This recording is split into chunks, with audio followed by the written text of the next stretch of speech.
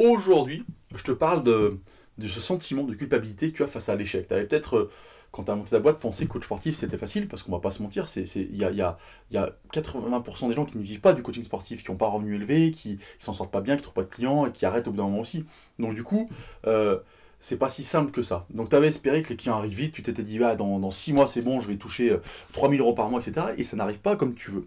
Et le premier sentiment que tu as, c'est un sentiment de culpabilité envers toi. Je t'explique aujourd'hui pourquoi il faut enlever ce sentiment-là et il faut avancer et comment faire pour avancer quand ça arrive parce que c'est pas toujours évident et c'est surtout une sensation que tu n'aimes pas. Bonjour, je m'appelle Anthony Chave, coach sportif, fondateur de la franchise Perform Coach, qui permet aux coachs de vivre de leur passion sans faire 70 heures par semaine, mais surtout qui les accompagne vers la liberté de temps, d'argent et la liberté de fonctionnement.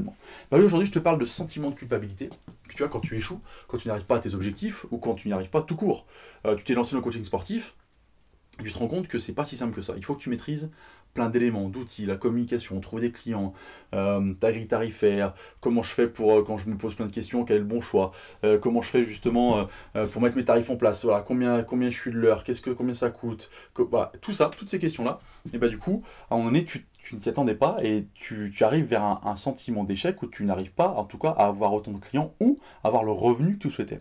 Et ce sentiment-là, il te touche au plus profond de toi. C'est-à-dire que là, c'est pas le coach sportif, c'est l'être humain qui est touché en disant bah, je pensais que ce serait plus simple, j'y arrive pas, je comprends pas, et surtout, c'est un sentiment que j'ai plus envie de ressentir, quoi, voilà. Donc moi, je te parle aujourd'hui de ce sentiment-là, et je vais t'expliquer surtout comment faire en sorte, non pas de plus l'avoir, mais de le gérer et de faire en sorte de rebondir après ça. La première chose, c'est ce que j'explique souvent au coach que j'ai au téléphone ou à qui je suis en contact, c'est qu'il faut séparer l'humain, toi, en fait, et le coach sportif, déjà. Parce que du coup, c'est toi le professionnel que ça touche, et sache que les échecs, ça touche tout le monde. Voilà. Tout le monde se trompe un jour. Ceux qui disent le contraire disent des conneries. Tout le monde se trompe un jour. C'est la capacité de rebondir qui est importante. Voilà. Moi, j'ai fait plein d'erreurs aussi. Je me suis gouré comme tout le monde. C'est pour ça que maintenant, j'ai des franchises. Parce que je veux éviter ces erreurs-là au coach, justement. Tu vois, parce que je les ai vécues, je les ai faites. C'est pour ça que souvent, je parle surtout avec bienveillance. Quand je parle d'erreurs, c'est que je les ai commises, tu vois. Donc, je suis pas hautain quand je dis ça. Voilà. Au contraire, je suis plein de compassion. Et du coup, pardon, je te disais, je sais plus, je m'égare, je te disais, voilà, quand tu fais ces erreurs-là, la première chose, c'est de savoir que tout le monde se trompe. Donc, ton job, c'est de te dire, se prendre du recul, tu fais, ok, pourquoi j'ai fait cette erreur? C'est pas se morfondre sur erreur, c'est pas dire, je me suis trompé, merde, machin, te morfondre là-dedans. La première chose, c'est pourquoi j'ai fait cette erreur-là, qu'est-ce qui s'est passé, analyser le cheminement pour ne plus la reproduire et pour tirer un enseignement de cet échec-là. Voilà. Si tu n'arrives pas à faire ça, je t'invite directement, parce que souvent, on s'enfonce dans quelque chose, à faire ce que t'aimes, et à te reposer. C'est les deux choses. Quand tu te sens pas bien, que tu as des doutes, que tu te poses plein de questions, que tu as échoué sur quelque chose, fais ce que t'aimes. Moi, je vais faire du sport, par exemple, voilà. Ça me défoule et puis ça m'aère l'esprit, tu vois. Lis, je sais pas, enfin, peu importe.